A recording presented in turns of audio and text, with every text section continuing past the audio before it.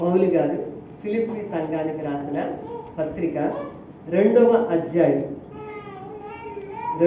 అధ్యాయము మొదటి నుంచి నేను కొన్ని వచనాలు చదువుతున్నాను, జాగ్రత్తగా విందామండి.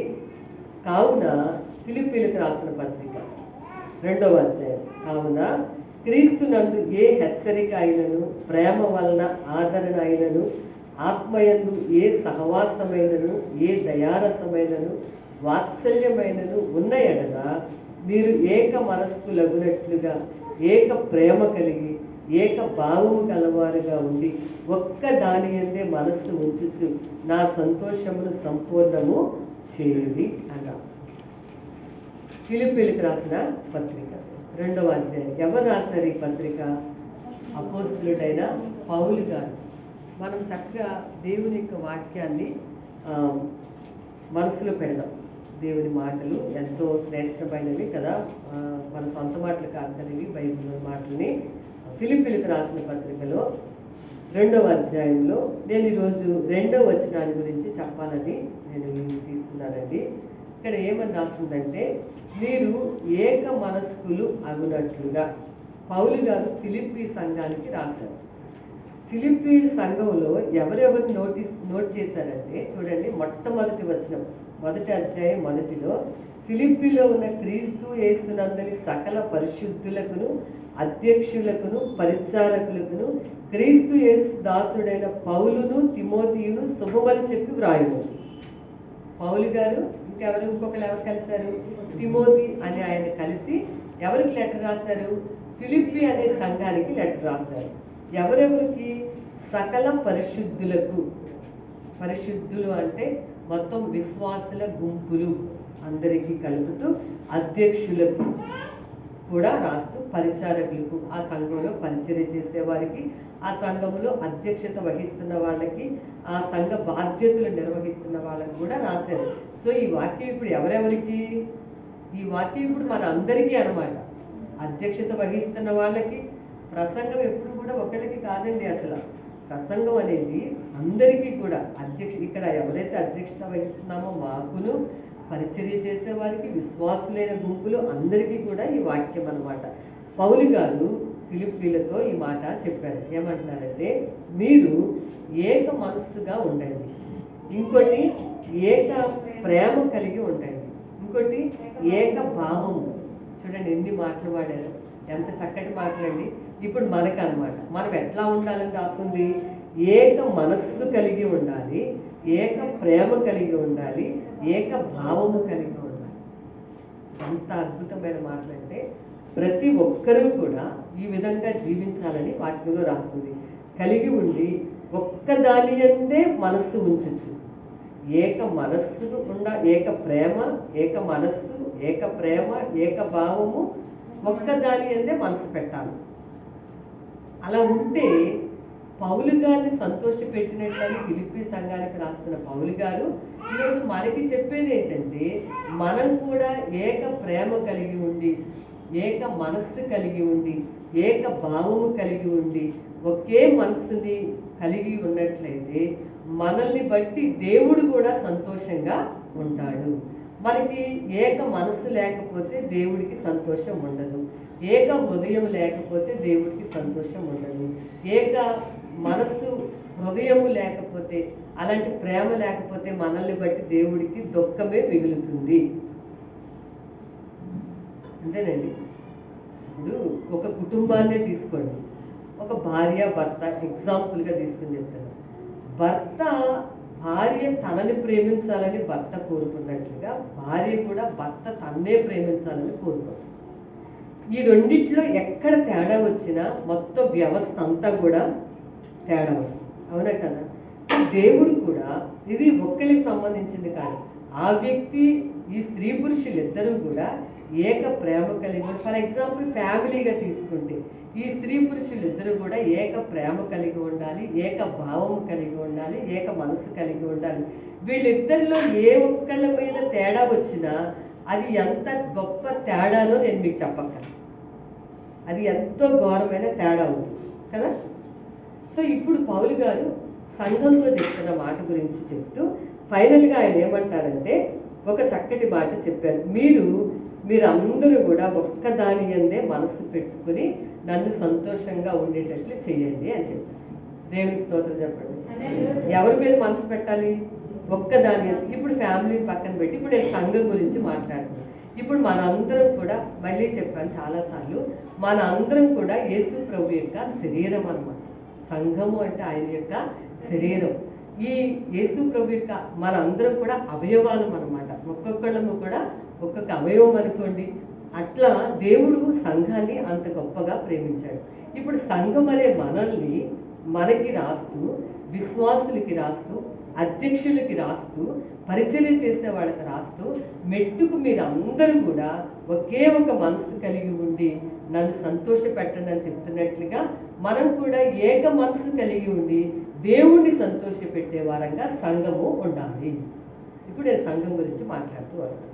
సంఘస్థులు ఎలా ఉండాలట? ప్రభువుని సంతోష పెట్టినట్లుగా ఉండాలి.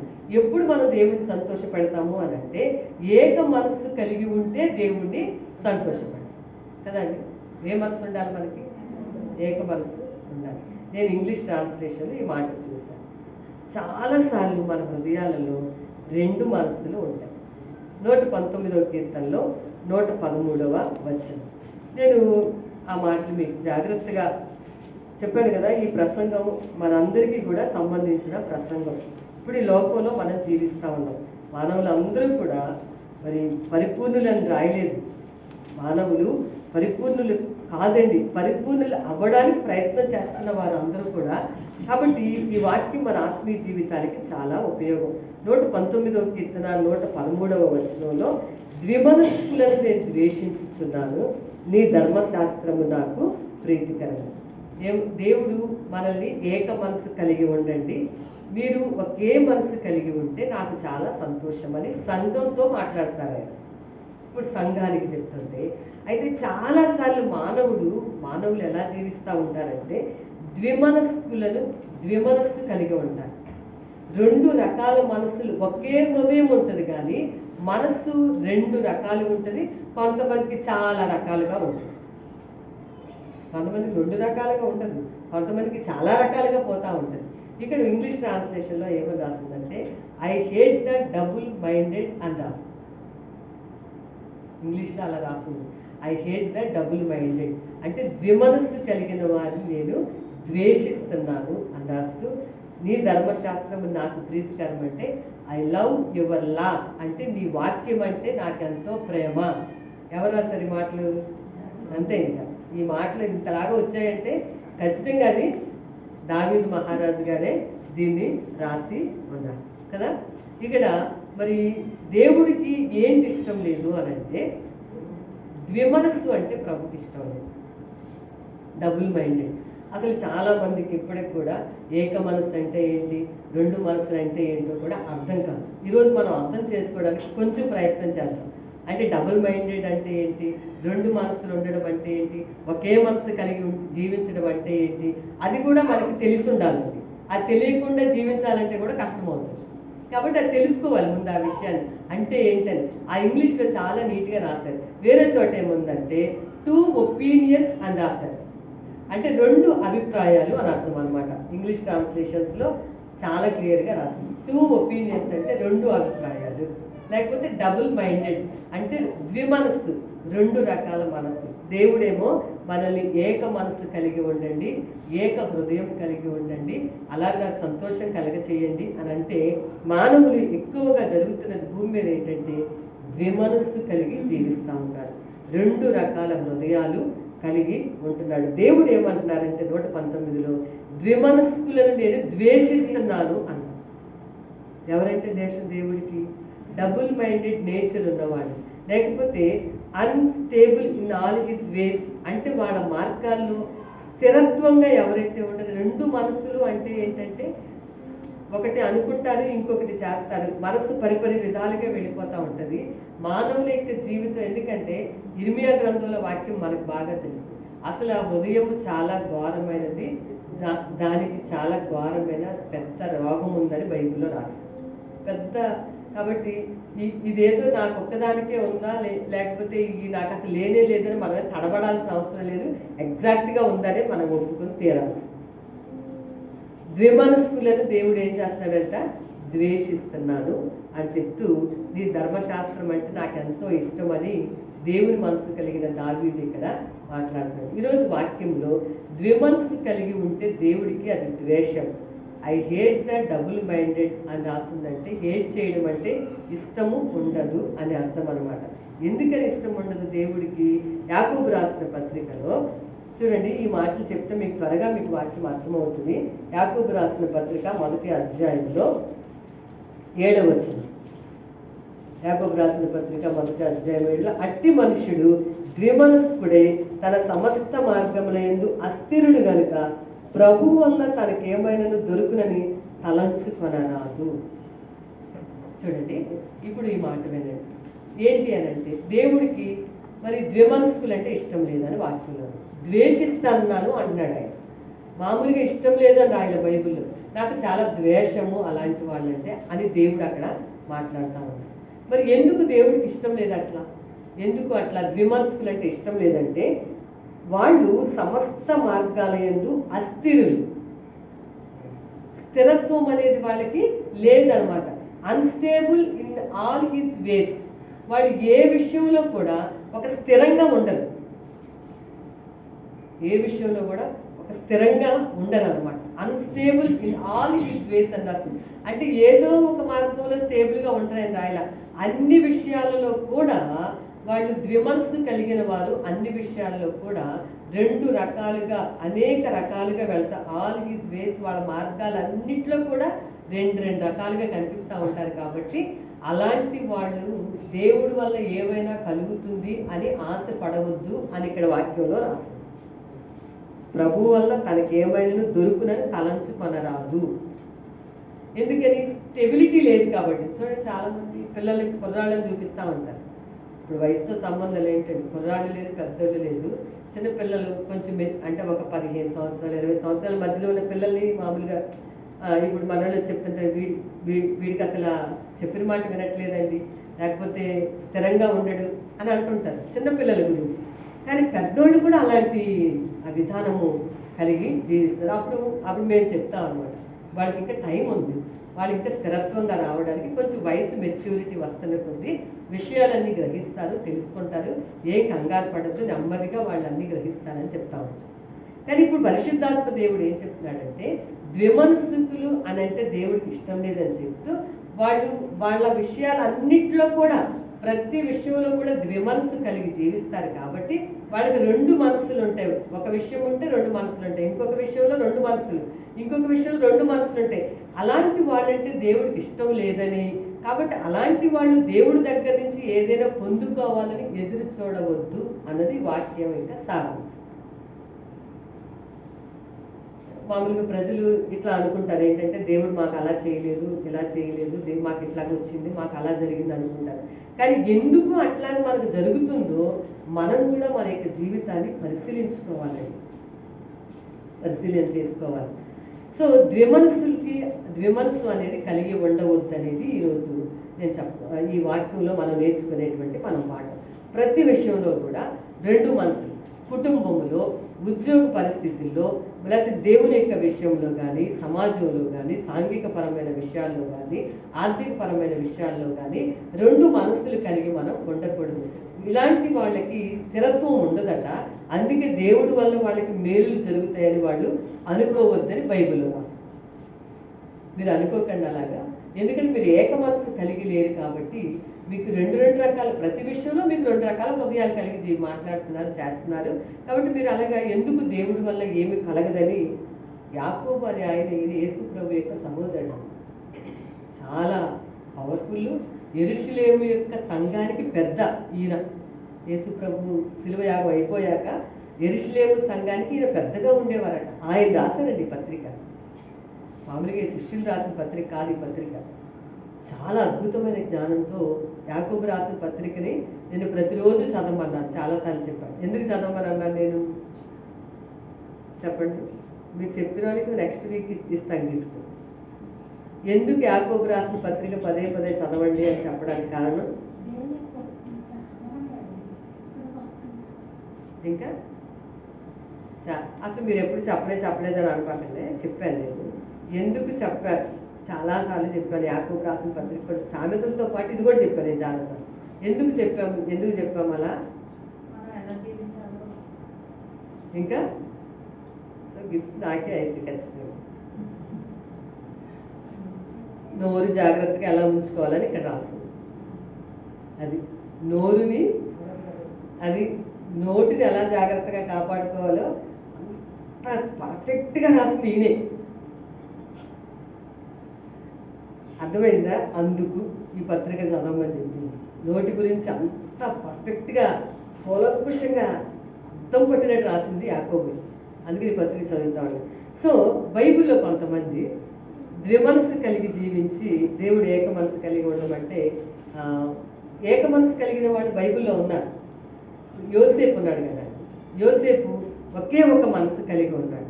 యోసేపు అనే ఆయన పాత నిబంధనలో మీరు 39వ అధ్యాయం చదివినట్లయితే కనుక, యోసేపు అనే యాకోబు కొడుకు ఐగుప్తు దేశంలోకి యవన కాలంలో వెళ్ళిపోయాడు కదా, వెళ్ళాడు అనే కంటే అమ్మివేయబడ్డాడు.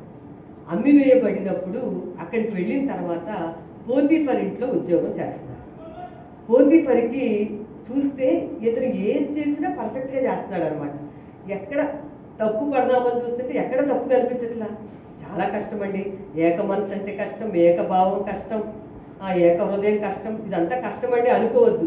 బైబిల్లో ఉన్నారని చెప్తున్నాను నేను. ఏక మనసు మరి దేశం కాని దేశంలోకి అమ్మేశారు యోసేపు. అమ్మేసిన తర్వాత మరి పోతీఫర్ అని ఆయన ఇంట్లో ఉద్యోగం చేస్తున్నారు. మరి పోతీఫర్ చూస్తుంటే ఏ పని చేసినా తప్పు ఎక్కడ కనిపించట్లేదు పోతీఫర్కి. సరే చూసి అన్నాడు, ఇక లాభం లేదు, అమ్మో ఈ అబ్బాయి మామూలు అబ్బాయి కాదు, ఇదిగో యోసేపు ఒక పని, ఇప్పుడు నేను ఉన్నానా ఈ దేశానికి అధికారిగా ఉంటా, మొత్తం పవర్ అంతా కూడా నీకే ఇచ్చా, మొత్తం అన్నీ చూసుకో, ఇంట్లో పని నువ్వే చూసుకోవాలి, పొలంలో పని నువ్వు చూసుకో, అన్నీ నువ్వే చూసుకోమని చెప్పి ఆ యోసేపు యొక్క నమ్మకత్వాన్ని బట్టి మొత్తం అంతా కూడా యోసేపుకి అప్పగించేశాడు ఆ ఇంటి యజమాని.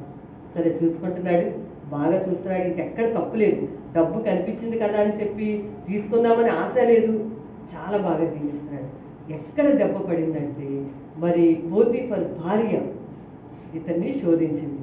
అప్పుడు నేను బాగా చెప్తున్నాను, బాగా వినండి. దేశం కాని దేశం, వాళ్ళ బంధువులు లేరు అక్కడ, వాళ్ళ ఫ్రెండ్స్ ఉన్నారా యోసేపుకి? ఫ్రెండ్స్ లేరు. వాళ్ళ నానేమన్నాను, వాళ్ళ అమ్మ కానీ లేకపోతే వాళ్ళ యొక్క బ్రదర్స్ ఉన్నారా ఏంటి ఆ ఊర్లో? ఐగుప్తులో వాళ్ళ బ్రదర్స్ ఎవరు లేరు, ఒంటరిగానే ఉండిపోయేవాడు. మరి వాళ్ళ తాలూకా మనుషులు ఎవరైనా చూడకపోతే ఒకలాగా, ఎవరైనా చూస్తే ఒకలాగా ఉండే జీవితం కాదు యోసేపుది, ఏక మనస్సు. అప్పుడు ఐగుప్తులో అందరూ ఎట్లా ఉండేవారంటే అటు ఇటు చూడడం, ఎవరు ఏం కనిపించకపోతే చేసేయడం పాపం, అట్లాగా ఉండేది, ఏక మనసు ఉండేది కాదు, 2 రకాల మనసులు ఉండేవి అనమాట. యోసేపు సింపుల్గా ఇంత ఒక మాట చెప్పాడు, యెహోవా దృష్టికి పాపము చేసి ఎంత ఘోరమైన దుష్కార్యానికి నేను ఒడికట్టను, దేవునికి వ్యతిరేకంగా నేను పాపం చేయనని బయటికి పారిపోయాడని వాక్యంలో రాసింది. మీరు 39వ అధ్యాయం తర్వాత చదువుకోండి. తనకి దేశం కాని దేశంలో ఉన్నాడు, తనకి సంబంధించిన వ్యక్తులు ఎవరు కూడా అక్కడ లేరు. అసలు తను తప్పు చేసినా తనకి ఎవరు కూడా చెప్పడానికి కూడా, భయపెట్టడానికి కూడా ఎవరు లేరు. అయినప్పటికీ ఎవరిని దృష్టిలో పెట్టుకున్నాడు అతను? దేవుని దృష్టిలో పెట్టుకుని అన్నాడు, అమ్మా మీరు మాట్లాడిన మాటకి ఆమె ఇంకా అప్పటికి కూడా వదలకుండా ఆమె మాట్లాడుతూనే వస్తుందని బైబిల్లో నేను చదువుతుంటే భయం వేసి ఇంకా మాట్లాడుతూనే వచ్చిందంట. బైబిల్ చక్కగా మాట ఉందండి, విస్తారమైన మాటల్లో దోషాలు ఉంటాయి. ఆమె ఇంకా మాట్లాడుతూ వచ్చినా సరే నేను యెహోవాకు విరోధముగా ఈ తప్పు చెయ్యను అని చెప్పాడు. అలా యోసేపు తన జీవితంలో ఏక మనస్సు కలిగి జీవించాడు. దేవునికి స్తోత్రం. తనకి అవకాశాలు చాలా ఉన్నాయి, అర్థమవుతుందండి. తనకి తప్పు చేయడానికి, ఆ విషయంలో అక్కడ పొరపాటు చేయడానికి తనకు బోల్డంత అవకాశం ఉందండి. ఎందుకంటే దేశం కాని దేశం, వాళ్ళ తాలూకా ప్రజలు అక్కడ ఎవరు లేరు, తను చూడడానికి ఎవరు లేరు. కానీ తన చూపు దేవుడి మీద ఉంది, దేవుడు చూస్తున్నాడు కాబట్టి నేను ఇలా చేయనమ్మా అని చెప్పి అందుకు చెరసాల్లోకి వెళ్ళాడు. చెరసాల్లో నుంచి బయటకు వచ్చాడు. ఎందుకు? ఇలాగ తను నిలబడినందుకే ఇంత ఇబ్బందుల్లో పడ్డాడు. ఇబ్బందులు పడ్డానికేనే ఇష్టపడ్డాడు. కానీ నేను చెప్తున్నాను, దేవుడు అనుకున్నాడు, అతడు చేసిన దాన్ని దేవుడు గణపరిచి జస్ట్ 30వ సంవత్సరం రాగానే ఇజ్రాయేల్ దేశపు వ్యక్తి ఐగుప్తు దేశానికి గొప్ప అధిపతి అయ్యాడు. దేవునికి స్తోత్రం. హల్లెలూయా. ఇజ్రాయేల్ దేశానికి ఇజ్రాయేలీయుడు కాదు అయింది, ఐగుప్తు దేశంలో ఇజ్రాయేల్ దేశం. ఖచ్చితంగా దేవుడు అనుకున్నాడు, ఈ అబ్బాయి పడిన ఈ శ్రమకు తగ్గట్టుగా, ఈ అబ్బాయి పడిన ఈ కష్టానికి తగ్గట్టుగా నన్ను గణపరిచినందుకు, నేనంటే భయపడి ఇతను నిలబడినందుకు ఈ అబ్బాయి ఒకరోజు ఖచ్చితంగా ఏ దేశంలో అయితే అవమానం పొందాడో ఆ దేశంలో పైకెత్తబడతాడు అనుకున్నాడు. 30వ సంవత్సరం రాగానే యోసేపు ఐగుప్తు దేశానికి అధికారిగా నిలబడ్డాడు. దేవునికి స్తోత్రం. హల్లెలూయా. ఏక మనస్సు అంటే అది. పర్లేదులేండి, ఎవరు చూడట్లేదు కదా, పర్లేదులేండి, ఈ మాత్రం కూడా ఇలా ఉండకపోతే ఏమవుతుందండి అనుకుంటే ఐగుప్తు దేశానికి అతను అధికారి కాకపోదు. దానియేలు ఐగుప్తు దేశం కాదు కానీ బబులోను దేశంలో ఉన్నాడు. దానియేలు చెప్పాడు, మేము మా దేవుడు యొక్క క్రమం ప్రకారమే మేము జీవిస్తామండి. మా దేవుడు ఏం తినమంటే మరి మేము అది తింటాం. మరి మీరు చేస్తున్న పనిని మేము చెయ్యం, దయచేసి మమ్మల్ని విడిచిపెట్టమని అంటే, మరి ఇంకా చాలా ఘోరమైన పరిస్థితుల్లో ఆ అధ్యాయాలు ఉన్నాయి. కానీ దానియేలు కూడా ఏక మనస్సు కలిగి ఒకసారి సింహాల బోన్లో కూడా వెళ్ళబడ్డాడు కదా. మరి వాళ్ళ స్నేహితులైతే అగ్నిగుండంలో కూడా వెళ్ళారు. ఎందుకు? ఏక మనస్సు కలిగి ఉండటం కోసం. పోయిందండి, ఎవరు చూసి వచ్చారు? ఇప్పుడు ఎవరైనా చూసారా ఏంటి? బబులోను దేశంలో అందరూ మామూలుగా జీవిస్తారు, మనం అట్లాగే వెళ్ళిపోదాం అనుకుంటే ఈరోజు బైబిల్లో వాళ్ళ పేర్లు కనిపించకపోదు. వాళ్ళు ఏక మనస్సు కలిగి జీవించారు. వాళ్ళు దేవుని బిడ్డలారా, ఈరోజు మేము ప్రేమతో మీకు చెప్తా ఉన్నాను, యోబు అనే అతను ఏక మనస్సుతో జీవించాడు. యోబు ఆస్తి అంతా పోగొట్టుకున్నాడు. ఏమండి, బైబిల్లో కానీ ఇప్పుడు చాలా విషయాలు వింటా ఉంటాం, అంత శ్రమలు పడిన వ్యక్తి ఎవరు లేరండి. యోబు ఆస్తులన్నీ పోయాయి. ఇప్పుడు మనలో ఎవరికి అంత ఆస్తులన్నీ పోలా. ఓకే, ఆరోగ్యం అంతా పోయిందండి, హెల్త్ అంతా పోయింది, మొత్తం టోటల్గా తనకున్న పిల్లలందరూ చనిపోయారు. అందరూ ఎంతమంది ఉన్నారో వాళ్ళందరూ కూడా చనిపోయారు. ఎంత శ్రమ అంటే అది, అసలు ఎంత కష్టం. నిజంగా మనం అంత కష్టం, అంత శ్రమలోకి మనం ఇంకా వెళ్ళలేదండి అసలు. నేను యోబు గ్రంథం చదువుతుంటే ఆయన అన్న మాటను నేను నోట్ చేశాను. 13-15 రాసింది. యోబు ఎంత ఏక మనసు అంటే, యోబు బ్రతుకున్నప్పుడు ఈ పుస్తకం లేదండి. ఏ పుస్తకం? పరిశుద్ధ గ్రంథం లేదు. ఇప్పుడు నేనున్నానండి, ఇప్పుడు మీకు చెప్తున్నాను, ఏమంటే అలా కాదండి, ద్విమనస్సు ఉండకూడదండి, ఏక మనసు ఉండాలని. అలా చెప్పేందుకు అక్కడ పుస్తకం లేదు అప్పుడు, అలా చెప్పేందుకు మనుషులు లేనప్పుడు. పాత ఎప్పుడు అబ్రహాం కాలం నాడు నాయన అప్పుడు ఇట్లా చెప్పిన వాళ్ళు లేదు. ఇప్పుడు నేను రక్షించబడినప్పుడు కూడా నిజంగా నేను ఇంత వివరమైన వాక్యాలు నేను వెళ్ళలేకపోయాను మొదటి సంవత్సరాలు. అందుకే విషయాలు కరెక్ట్గా స్టడీ చేసి చెప్పాలనేది నా ఆశ అనమాట. ఉన్నట్టుగా మనం చెప్పాలి. కొంతైనా మెల్లిమెల్లిగా ఒకేసారి మార్పు రాకపోవచ్చండి, కంగారు పడకండి. నెమ్మదిగా మార్పు అనేది తప్పకుండా వస్తుంది. అప్పుడు ఎప్పుడో ఉన్నట్టుగా చాలా మంది ఇప్పుడు లేరు, మీకు తెలుసో తెలియదు. ఇప్పుడు ఉన్నట్టుగా రేపు ఉండరు, ఇంకా మంచి మార్పు వస్తుంది. మరి యోబు అన్నాడు, యోబుకి పరిశుద్ధ గ్రంథం లేదు, ధర్మశాస్త్ర గ్రంథపు విషయాలు లేవు, ఆజ్ఞలు లేవు. అలాంటి కాలంలో యోబు అన్నాడు, ఇదిగో. అప్పుడు భార్య అంది, ఏంటి నీకేమైనా పిచ్చా ఏంటి, ఇంకా దేవుడు దేవుడు దేవుడు అని అంటావేంటి, దేవుడిని విడిచిపెట్టి నువ్వు కూడా చచ్చిపోయి ఎట్లా కొట్టలా అని చెప్పినాను. ఆమె ఇచ్చిన సలహా అది. సో భార్య సహకారం కూడా పోయింది. ఆయన అన్నాడు, ఇదిగో ఆయన నన్ను చంపినా నేను ఆయన కొరకే కనిపెట్టి, ఒకవేళ ఆయన నన్ను చంపినా సరే, ఇప్పుడు వాళ్ళందరూ పోయారు సరే, నేను పోయినా సరే, వాళ్ళతో పాటు ఒకవేళ నేను కూడా పోయినా నేను మాత్రం ఆయన కొరకే కనిపెడతాను. నేను మాత్రం ఒకటి తెలుసుకుంటున్నాను, నా విమోచకుడు సజీవుడు, ఆయన వల్ల వస్తాడు ఈ భూమి మీద. కానీ అప్పుడు చెప్పాడు ఆయనండి, ఇప్పుడు చెప్పిన మాట కాదండి అది. అసలు ఈ పరిశుద్ధ గ్రంథం అప్పటికి రాయబడలేదండి.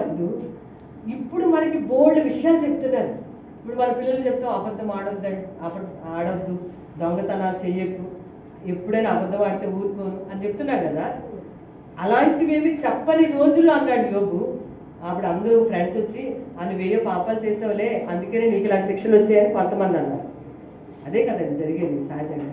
వెంటనే షేక్ అయిపోవాల్సిన యోబు హెల్త్ అంతా పోయిందండి, ఆరోగ్యం ఘోరంగా దెబ్బతిన్నాడు, చాలా శ్రమ పడతాడు. అప్పుడు ఫ్రెండ్స్ అన్నారు, నువ్వు చాలా పాపాలు చేసావు అందుకని నీకు ఆరోగ్యం అంతా పోయిందన్నారు.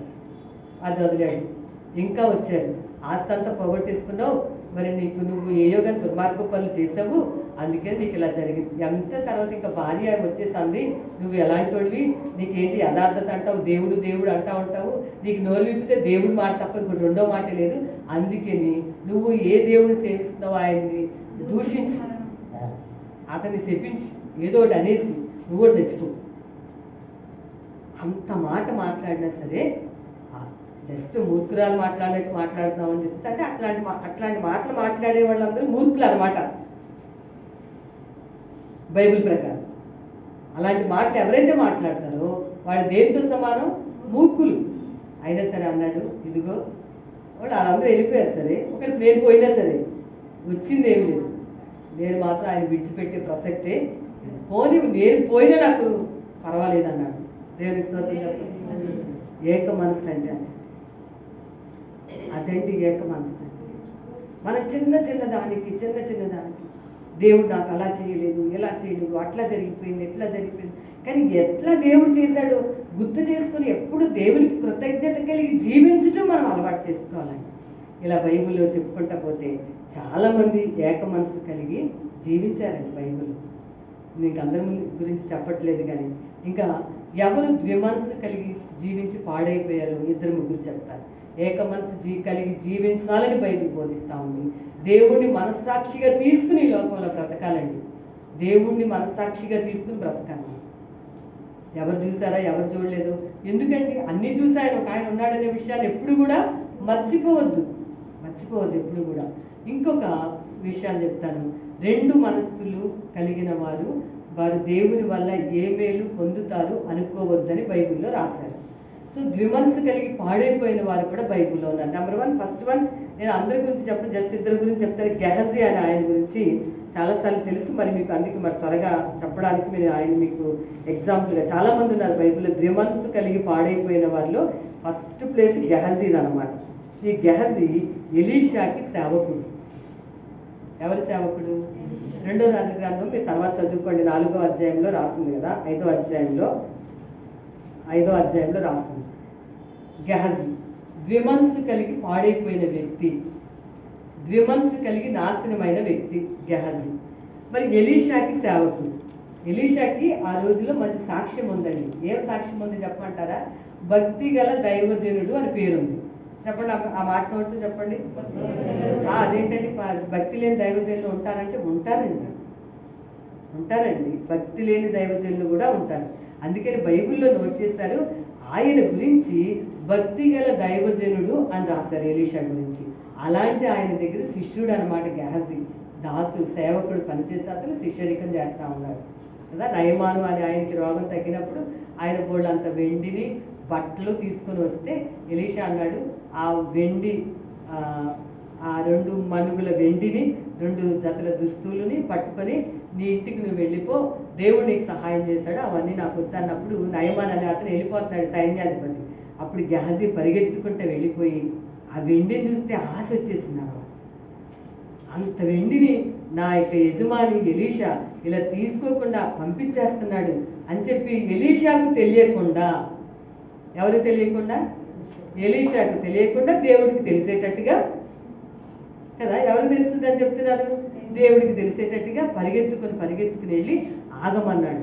నయమాన్ ఆగాడు. ఎందుకు ఆపుతున్నావంటే, మా యజమానుడు మళ్ళీ చెప్పాడు, ఎఫ్రాయిం నుంచి శిష్యులు వచ్చారు మా దగ్గరికి, వాళ్ళకి కొంచెం మేము అన్నీ పెట్టాలి, వారికి నువ్వు ఇచ్చినవి కావాలని మా యజమానుడు చెప్పమన్నాడు అని చెప్తే, అవునా 2 మణుగులు ఎందుకు, నేను 4 మణుగులు వెండిస్తాను కావాలంటే అని చెప్పి ఆ 2 జతల బట్టలు 4 మణుగులు వెండిని ఇచ్చి పంపిస్తే గెహజీ లోపల పెట్టేసుకుని అటెన్షన్లో వచ్చి ఎలీషా ముందు నిలబడ్డాడు. ఎలీషాకి తెలుసా తెలీదా? దైవజనుడికి తెలుసండి. దేవుని సేవకులకి వివేచన వరాన్ని ఇస్తాడండి దేవుడు. చెప్పండి, ఏం వరం? వివేచన వరం లేకపోతే పరిచర్య చేయలేరండి. చాలా చాలా కష్టం. మొదటి నుంచి క్రమముగా సంఘాలకు వస్తున్న వాళ్ళ యొక్క తత్వాలు, స్వభావాలు కనిపెట్టడం అనే వరాన్ని దేవుడు అనుగ్రహిస్తాడు. సో అప్పుడు అన్నాడు, ఏ గెహజీ, నువ్వు ఎందుకు అలాగా ఇప్పుడు ఇవన్నీ ఒలీవ తోటలు, ద్రాక్షతులు, వెండి బట్టలు సంపాదించుకోవడానికి ఇదైనా సరైన సమయం, ఏం చేసావు అని అడిగితే అసలు ఒప్పుకోలేదండి. నేను ఈ పాయింట్ మీకు చెప్పాలనుకున్నాను. ఒప్పుకోలేదండి. తెలుసుకున్నానని అసలు ఎంత ధైర్యంగా పని చేసేసాడంటే, నా మనసు నీతో పాటు రాలేదా, నువ్వెందుకు ఇలాంటి పని చేశావు, అతని దగ్గరికి వెళ్ళి ఎందుకు మళ్ళీ వెండిని వస్త్రాలను తీసుకుని వచ్చావు అని చెప్పి మాట్లాడిన తర్వాత అన్నాడు, ఎంత ఘోరమైనటువంటి పనిష్మెంట్ వచ్చిందంటే, నీకు మీ ఇంట్లో ఉన్న వాళ్ళందరికీ సర్వకాలం ఇది మొదలుకుని కుష్టి వ్యాధి కలుగుతుందని చెప్పండి. ఎవరు? ఎలీషా. చూడండి, ద్విమనస్సు. ఒక ప్రక్కనేమో ఎలీషా లాంటి గొప్ప దైవజనుడితో సహవాసంలో ఉన్నాడు, ఒక ప్రక్కనేమో తన యజమానుడు వద్దు అన్నవి కావాలని పరుగులు తీస్తా ఉన్నాడు. దాని వలన ఏమండి, మరి ఇంట్లో ఉన్న వాళ్ళందరూ ఖచ్చితంగా ఇంట్లో వాళ్ళకి ఆ ప్రభావం పడుతుందండి. పడుతుందా అండి? అలా ఇలా రాస్తుందని. ఇప్పుడు ఆకాను అని అతను ఇలా ఇంకొక పొరపాటు చేశాడు, వాళ్ళందరూ ఆకోరు లోయలు వేసి చంపేశారని బైబిల్లో రాస్తుంది. ఆ ఇంట్లో వాళ్ళందరినీ చంపారని పడుతుందా అంటే, ఆ ఇన్ఫ్లుయెన్స్ మిగిలిన కుటుంబం మీద ఒకవేళ అంతమందికి ఇప్పుడు కుష్టి వ్యాధి, ఇప్పుడు క్రొత్త నిబంధన విశ్వాసానికి రాకపోయినా ఆ ప్రభావం ఆ కుటుంబం మీద పడుతుంది. నేను చక్కటి మాట మీకు ఇప్పుడు చెప్పాలండి. 37వ కీర్తనలో మాట రాస్తుంది. ఎందుకంటే దావీదు ఆ మాట చెప్తూ నాకు చాలా సంతోషమైనటువంటి వాటి, మిమ్మల్ని ఎంకరేజ్ చేయాలని మాట నేను మీకు చెప్తున్నాను. అక్కడ 37లో అంటాడు ఆయన 25వ వచనంలో, నేను చిన్నవాడినై ఉంటిని, ఇప్పుడు ముసలివాడినై ఉన్నాను, అయినను నీతిమంతులు విడవబడుట కానీ వారి సంతానం భిక్షమెత్తుట కానీ నేను చూచి ఉండలేదు. చూడండి, అంత బాగా అండర్లైన్ చేసి బాగా చదవండి, ఇంటికి వెళ్ళాను. 37వ కీర్తనలో ఏం రాసింది? 25వ వచనంలో రాసింది. అక్కడేమో గెహజీ తను చేసిన తప్పు మిగిలిన కుటుంబ సభ్యులందరికీ కుష్టి వ్యాధి కలిగేటట్టుగా చేశాడు. కానీ నిజంగా మనం నీతిమంతులమైన ఆ యేసు ప్రభు పిల్లలమైన మనము, దావీదు అంటున్నాడు, నేను చిన్నప్పుడు నా చిన్న వయసులో నేను ఆయన నమ్మాను, ఇప్పుడు నాకు 70 సంవత్సరాల వయసు. దావీదు ఎన్ని సంవత్సరాలు బ్రతికాడండి? 70 సంవత్సరాలు బ్రతికాడు. ఓకే, అంటే 70 సంవత్సరాలప్పుడు ఈ కీర్తన రాసుంటాడు అనమాట. అంటున్నాడు, ప్రభువా నేను అక్కడ చెప్తున్నాడు, నేను చిన్నవాడినై ఉన్నాను ఒకప్పుడు, ఇప్పుడు ముసలితనంలోకి వచ్చాయి, ఇప్పుడు నాకు 70 సంవత్సరాల వయసు వచ్చింది. కానీ ఇన్ని సంవత్సరాల్లో నేను ఒకటి మాత్రం ఖచ్చితంగా చెప్తాను, అయినను సరే నీతిమంతుని పిల్లలు వాళ్ళు విడవబడరు, భిక్షమెత్తుకోరు. దేవునికి స్తోత్రం. హల్లెలూయా. యేసు ప్రభువుని నమ్ముకున్న మనం నీతిమంతుని యొక్క పిల్లలు. అట్లా ఏక మనస్సు కలిగి మనం ఉండాలి. మళ్ళీ ద్విమనస్సు కలిగి ఉంటే అది ప్రమాదం. నిజంగా ప్రభువుని నమ్ముకున్నటువంటి నీతిమంతులుగా ఆయన మనల్ని చేసినందుకు మనకి ఏ దిగులు పడాల్సిన అవసరం లేదు, చింత పడాల్సిన అవసరం లేదు. దేవుణ్ణి నమ్ముకున్నప్పుడు నా పిల్లలు ఏమైపోతారో, లేకపోతే నా భవిష్యత్తు ఏమైపోతుందో, మాకు అవసరాలు ఎలా తీరుతాయి, మేము ఏమైపోతాము, మా జీవితం ఏమైపోతుంది, మా పిల్లలు ప్రయోజకులు అవుతారా, మా ఇంట్లో ఈ గొప్ప కార్యాలు జరుగుతాయని అస్సలు టెన్షన్ పడాల్సిన అవసరమే లేదు. దావీదు అన్నాడు, ప్రభువా నేను చిన్నప్పటి నుంచి ఇప్పుడు 70 సంవత్సరాల వయసు వచ్చింది, ఇప్పటిదాకా కూడా చూసాను ఏంటంటే, ప్రభువుని నమ్ముకున్న వారి నీతిమంతులు, ఆయన నీతి మనకు ఆయన ఇచ్చారు, ఆయన నీతిమంతుడు, ఆయన పిల్లలు, మనం భిక్షం ఎత్తుకోమని.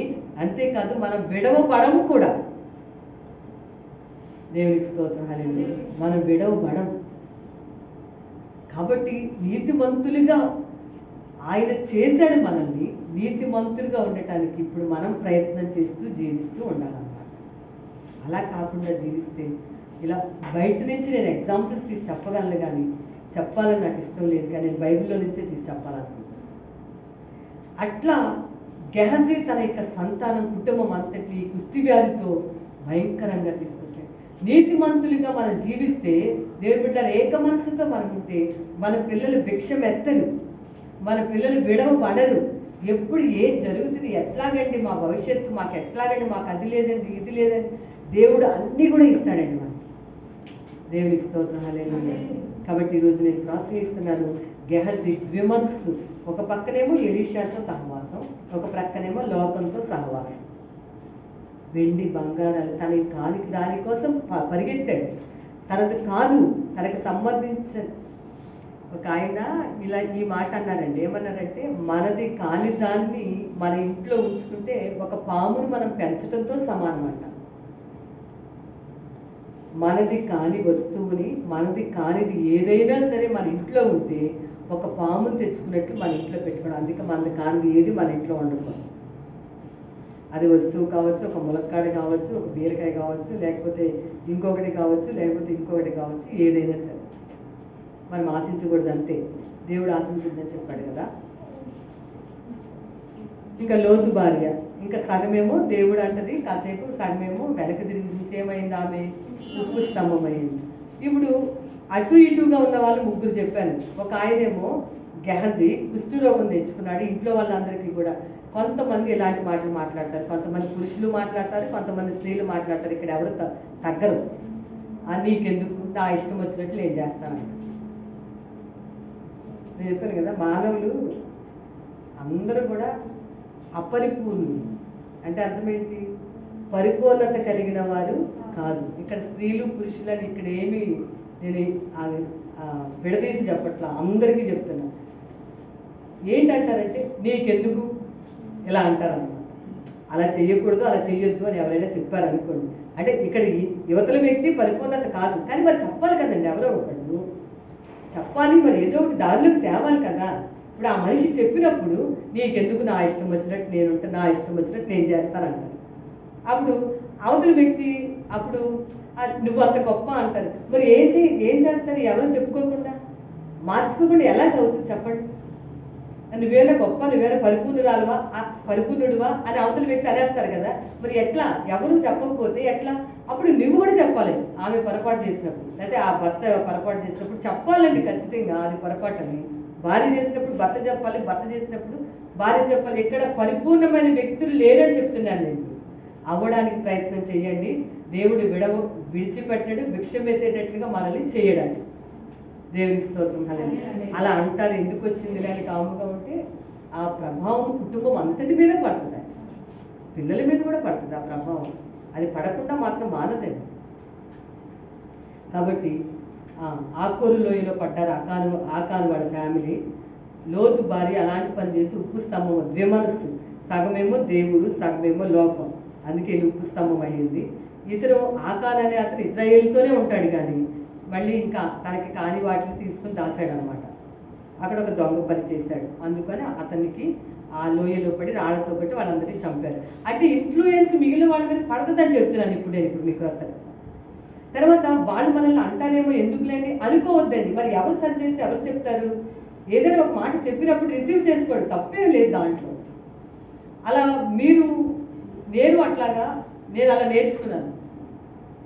కాబట్టి మీకు కూడా ఈ పాయింట్ నేను మీకు చెప్తున్నాను.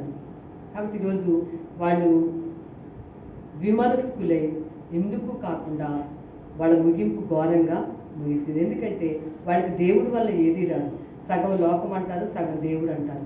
అయితే మరి ఏం చేయాలండి? మేము ఏక మనసు కలిగి ఉండాలంటే ఒక 4 పాయింట్స్ త్వరగా చెప్తాను. ఫస్ట్ వన్, మొట్టమొదటిగా దేవుడికే స్థానాన్ని ఇవ్వడం నేర్చుకోవాలి. నీ పూర్ణ హృదయంతో, నీ పూర్ణ బలంతో, నీ పూర్ణ ఆత్మతో ఆయన నువ్వు ప్రేమించాలనేది ఫస్ట్ ఆజ్ఞ. కాబట్టి ఫస్ట్ ఎప్పటికీ అదేనండి.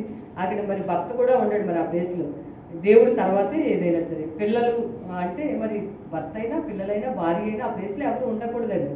అది దేవుడి ప్లేస్, దేవుడికి ఫస్ట్ ప్లేస్ అనమాట. అది కలిగి ఉండటం నేర్చుకోవాలి.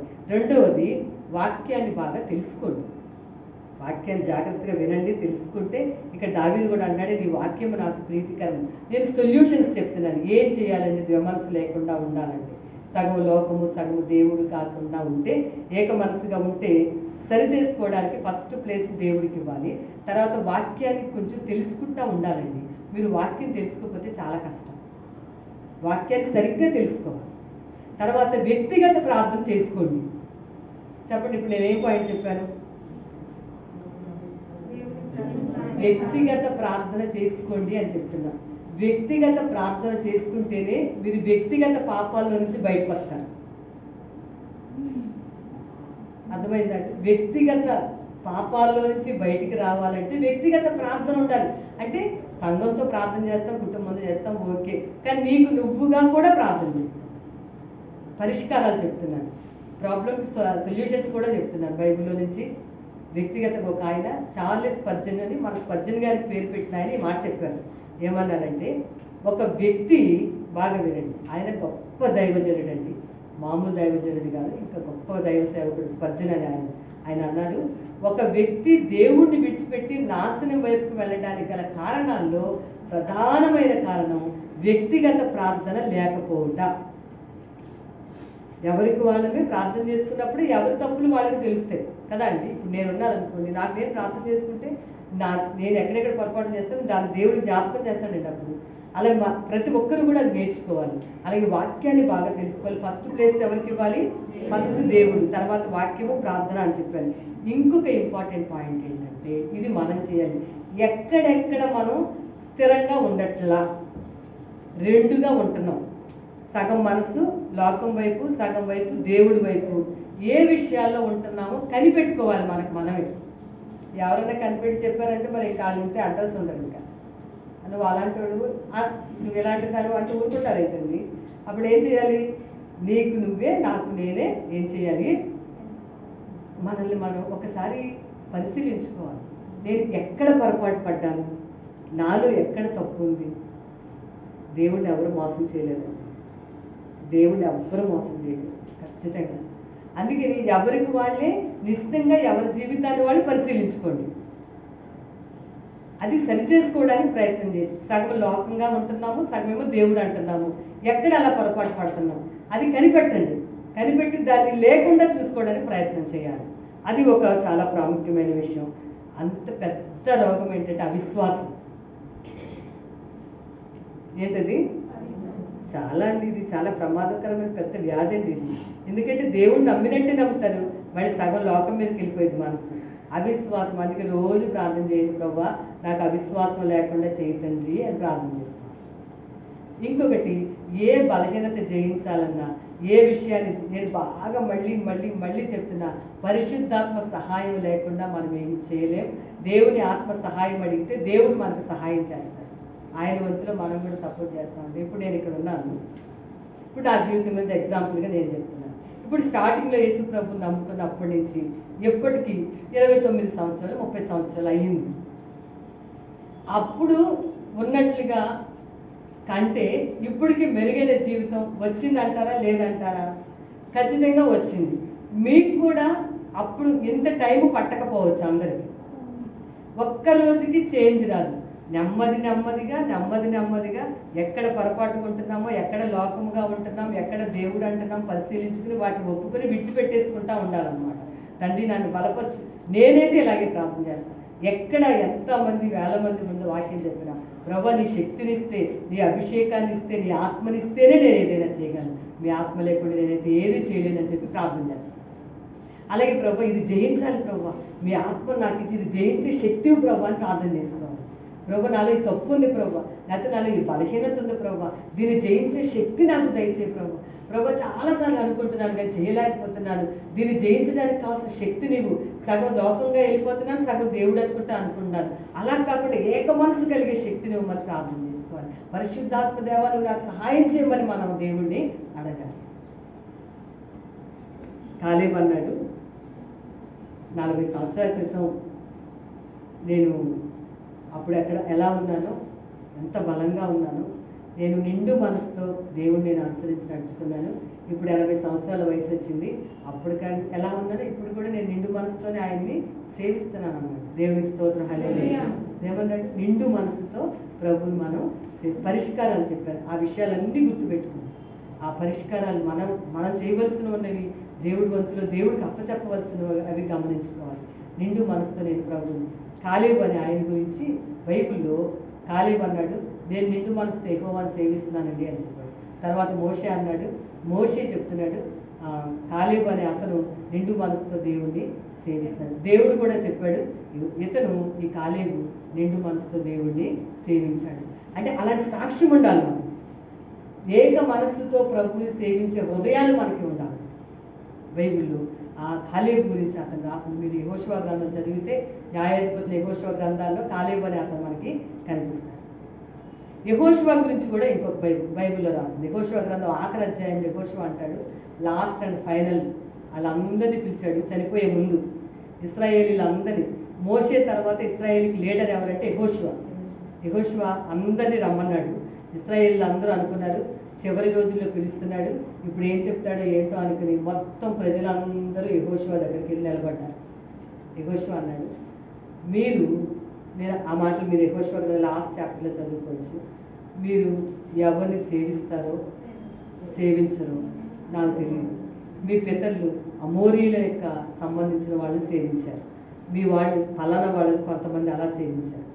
మీరందరూ, నేను చాలాసార్లు చెప్పాను, దేవుడు మీ అందరికీ ఏ మేలులు చేశాడు, ఏ ఉపకారాలు చేశాడు, అవన్నీ మీరు మర్చిపోవద్దని చెప్పాడు. నేను మీకు చెప్తున్నాను, మనకు చెప్తున్నాను, మనమందరం ఆయన చేసిన మేలుల్లో దేన్ని మర్చిపోకూడదు. సెకండ్ పాయింట్, ఆయన చెప్పిన పాయింట్, మీరు మీ వాళ్ళందరూ కలిపి ఇలాగా ఎవరిని సేవిస్తారో సేవించరో నాకు సంబంధం లేదు. నేను నా ఇంటి వారు యెహోవానే సేవిస్తాను. దేవునికి స్తోత్రం. మీరు అందరూ ఇంకా లాస్ట్ అనమాట, ఇంకా ఆయన చివరి దశలో ఉన్నప్పుడు ఈ మాట చెప్పాడు. మీరు ఆయన చేసిన మేళ్ళు మీ పితరులకి, మన పితరులైన వాళ్ళకి దేవుడు ఎన్ని మేలు చేశాడో అవన్నీ మీకు తెలుసు. యోర్దాను నది దాటించాడా, ఎర్ర సముద్రం దాటామా, మారాన్ని మధురంగా చేశాడా, చెప్పులు తెగలేదా, బట్టలు నలగలేదా, అలా చేశాడు దేవుడు.